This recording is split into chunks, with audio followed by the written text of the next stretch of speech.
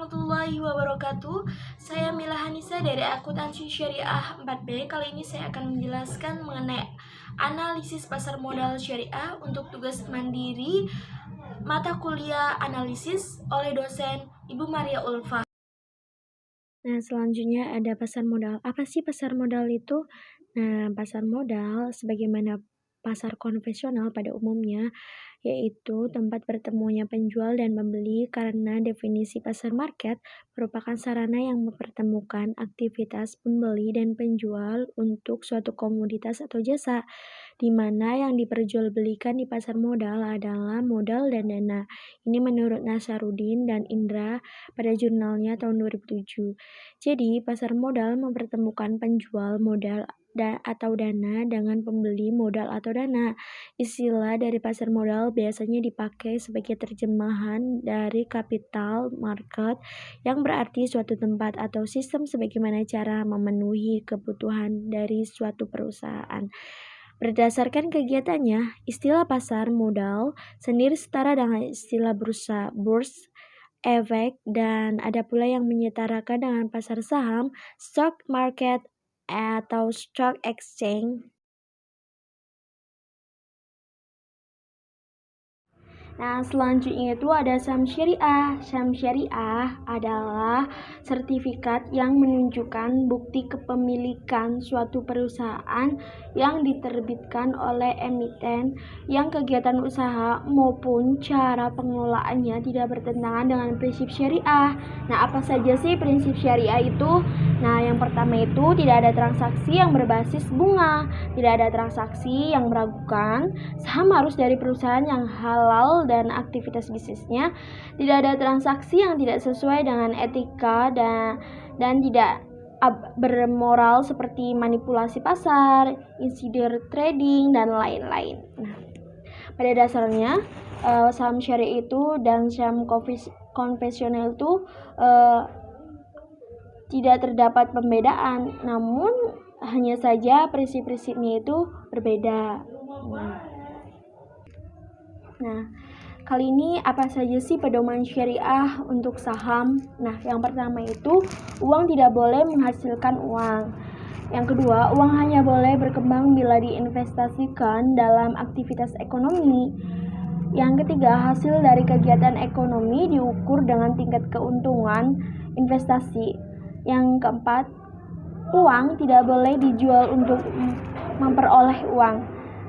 Yang kelima, saham dalam perusahaan kegiatan mudharabah atau partnership atau musyarakah dapat diperjualbelikan dalam rangka kegiatan investasi dan bukan untuk spekulasi dan untuk tujuan perdagangan kertas berharga. Nah, yang keenam yaitu instrumen finansial Islami seperti saham dalam suatu venture atau perusahaan dapat diperjualbelikan karena ia mewakili bagian kepemilikan atas aset dari suatu bisnis. Nah, yang ketujuh itu beberapa batasan dalam perdagangan sekuritas seperti itu antara lain nilai per share, dan transaksi tunai harus segera diselesaikan sesuai dengan kontrak.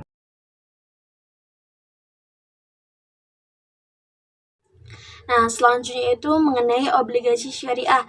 Nah, pengertian obligasi di pasar modal syariah tidak identik dengan surat pengakuan utang sebagaimana dikenal di pasar modal konvensional selama ini. Pengertian obligasi dalam pasar modal syariah memiliki makna yang lebih luas, yaitu meliputi beberapa akad yang dapat digunakan. Dalam Islam, istilah obligasi dikenal dengan istilah sukuk. Kata sukuk bentuk jamak dari suk merupakan istilah Arab yang dapat diartikan sertifikat. Nah, sukuk ini bukan merupakan istilah yang baru dalam sejarah Islam. Istilah tersebut sudah dikenal sejak abad pertengahan, di mana umat Islam menggunakan dalam konteks perdagangan internasional. Pada praktiknya, suku secara umum diidentik sebagai obligasi yang penerapannya sesuai dengan prinsip-prinsip syariah. Nah, menurut fatwa sendiri, yaitu pengertian obligasi syariah adalah suatu surat berharga jangka panjang berdasarkan prinsip syariah yang dikeluarkan oleh emiten kepada pemegang obligasi syariah yang mewajibkan emiten untuk membayar pendapatan kepada pemegang obligasi syariah berupa bagi hasil atau margin atau fee serta membayar dan obligasi pada saat jatuh tempo. Ini menurut Munir Fuadi 2001. Dari pengertian tersebut dapat ditarik kesimpulan bahwa obligasi syariah merupakan surat pengakuan kerjasama yang memiliki ruang lingkup yang lebih beragam dibandingkan hanya sekedar surat pengakuan utang. Nah, keberagaman tersebut dipengaruhi oleh berbagai akad yang telah digunakan seperti akad mudharabah, murabahah, salam, istihna, dan ijarah. Obligasi sendiri terdiri dari beberapa jenis. Yang pertama itu ada obligasi mudharabah. Obligasi ini merupakan kerjasama dengan skema bagi hasil pendapatan atau keuntungan. Obligasi jenis ini akan memberikan return dengan penggunaan trend indikatif return karena sifatnya yang lebih flatting dan tergantung pada kinerja pendapatan yang dihasilkan. Selanjutnya yang kedua itu ada obligasi ijarah. Nah, dengan akad ijarah sebagai bentuk jual beli dengan skema cost plus basis, obligasi jenis ini akan memberikan fixed return.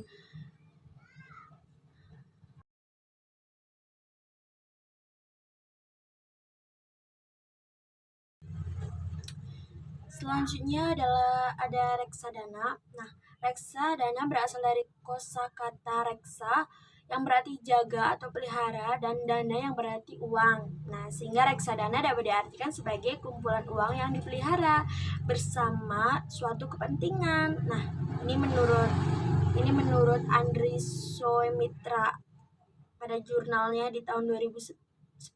Nah, menurut fatwa sendiri, reksadana syariah adalah reksadana yang beroperasi menurut ketentuan dan prinsip-prinsip syariah Islam, baik dalam bentuk akad antara pemodal sebagai pemilik sahibul al-mal ar-robu al-mal dengan manajer investasi sebagai wakil sahibu al-amal maupun antara manajer investasi sebagai wakil sihibu al-amal dengan pemegang investasi Kashmir menurut Kashmir di jurnalnya tahun 2005. Nah, reksadana syariah telah beroperasi di industri reksadana di Indonesia. Reksadana sendiri adalah wadah yang dipergunakan untuk menghimpun dana dari masyarakat pemodal untuk selanjutnya diinvestasikan dalam portofolio efek oleh manajer investasi.